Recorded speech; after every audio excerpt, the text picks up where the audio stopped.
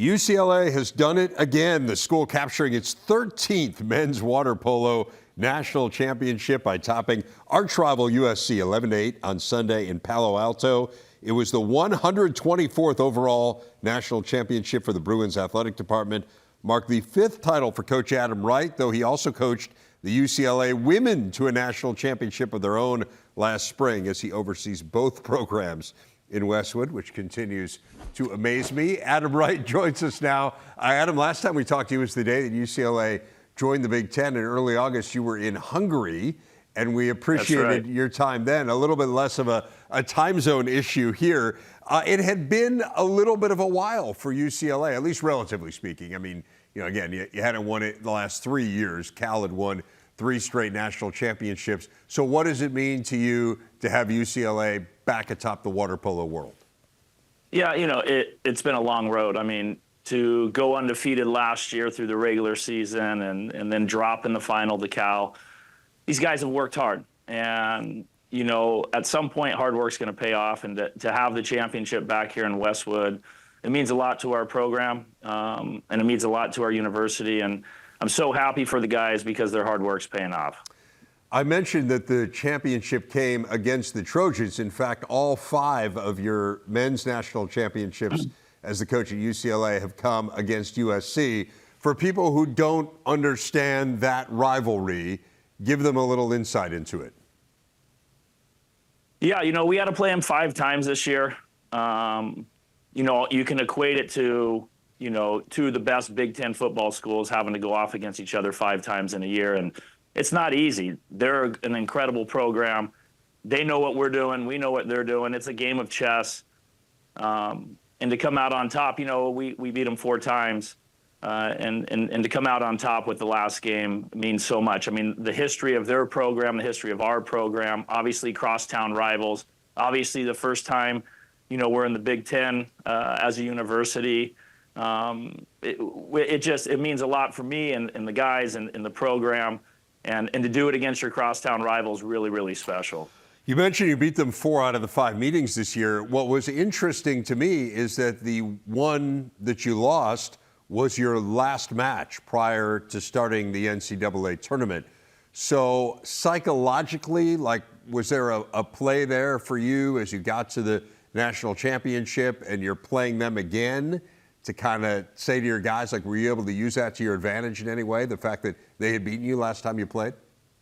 Yeah, and I think it's healthy sometimes to lose, and you learn so much more from losing in a lot of cases than winning, and it's hard. We had played them the week before where I think we beat them by 6, 7 goals, I believe it was, and to bounce back 5 days later and have to play them in the conference tournament, it was tough. But, the reality is we were able to hold some of our cards because of the position we were in, and be able to use those things last weekend on Sunday. So a lot of things were learned over the course of that 10-day period leading up to the finals.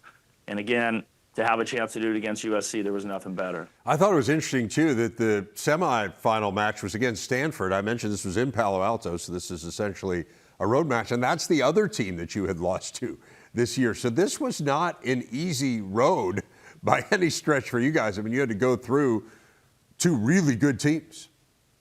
Yeah, I mean, the way the bracketing worked out, we had to do some hard things. And the reality is we had to play Stanford in the semifinal at their place. Nobody knew, but we were playing with our backup goalie because our starting goalie's hand was hurt. But the guys did it. And the reality is if you're going to get it done, you got to beat everyone anyways. And that game for Stanford with us was a really big stepping stone confidence-wise. Also for our backup goalie, it was his 3rd game he's ever played. And it set us up to be successful on Sunday for sure. And you were. Ryder Dodd had a lot to do with it. He was the MVP, which is pretty remarkable considering he's a freshman. I know he had a phenomenal year for you, but how tough is that in this sport? Give people a sense for how typical it might be for a freshman to step in and be the MVP of the national tournament. Well, look, he's the second player ever to be an Olympian coming out of high school. The last year he was undefeated with his high school team. Won a bronze medal at the Olympic Games.